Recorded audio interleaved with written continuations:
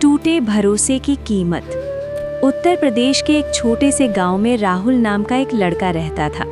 घर बहुत गरीब था, मिट्टी का छोटा सा घर। बरसात में छत टपकती थी, लेकिन राहुल के दिल में एक बड़ा सपना था, अपने परिवार को खुश देखना। राहुल के पिता एक किसान थे और माँ घर संभालती थीं। बहुत मेहनत के बाद भी घर की हालत ठीक नहीं थी। एक दिन राहुल ने अपने पिता से कहा, बाबूजी, मैं विदेश जाऊंगा काम करने। यहाँ रहकर हम कभी गरीब नहीं निकल पाएंगे।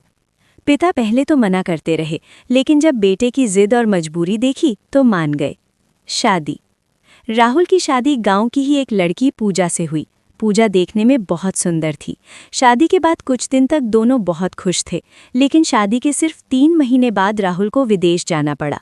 जाते समय राहुल ने पूजा का हाथ पकड़कर कहा, मैं ये सब तुम्हारे लिए कर रहा हूँ। कुछ साल की मेहनत, फिर पूरी जिंदगी आराम। पूजा ने भी रोते हुए कहा, जल्दी वापस आना। विदेश की जिंदगी। राहुल दुबई चला गया। वहाँ जिंदगी बिल्कुल आसान नहीं थी।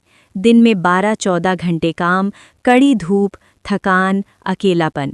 लेकिन हर महीने वो पैसे भेजता था। धीरे धीरे घर की हालत बदलने लगी। पुराना घर गिराकर नया पक्का घर बना।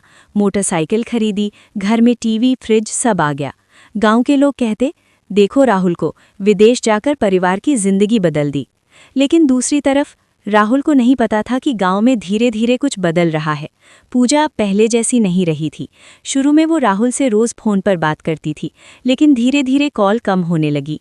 आज तबीयत ठीक नहीं है, आज नेटवर्क नहीं था, आज नींद आ रही है, ऐसे बहाने बढ़ने लगे।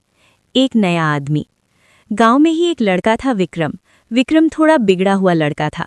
महंगी बाइक, स्टाइल और गांव में इधर उधर घूमना। एक दिन पूजा की मुलाकात उससे हुई। पहले सिर्फ बातचीत, फिर दोस्ती, फिर धीरे धीरे दोनों का रिश्ता गलत रास्ते पर चला गया। गांव की फुसफुसाहट। गांव में बातें होने लगी। लोग धीरे धीरे कहने लगे, राहुल विदेश में खून पसीना बहा रहा है और यहाँ उसकी पत्नी। लेकिन कोई सीधे राहुल को बताने की हिम्मत नहीं करता था। एक सच्चा दोस्त। राहुल का एक बचपन का दोस्त था, सुरेश। उसे जब ये सब पता चला तो वो बहुत परेशान हो गया। उसने कई बार पूजा को समझाया, देखो राहुल बहुत मेहनत करता है, उसके भरोसे को मत तोड़ो। लेकिन पूजा ने बात नहीं मानी। राहुल को शक। एक दिन राहुल ने वीडियो कॉल किया। पूजा ने फ़ोन नहीं उठाया। फिर रात में कॉल किया, फिर भी नहीं। अगले दिन उसने पूछा, कल फ़ोन क्यों नहीं उठाया? पूजा बोली, मैं सो गई थी। लेकिन राहुल को थोड़ा शक होने लगा। सच्चाई का पता। एक दिन सुरेश ने राहुल को फ़ोन किया। उसकी आवाज़ भारी थी। भाई, मुझे तुमसे एक ज़रूरी बात करनी है।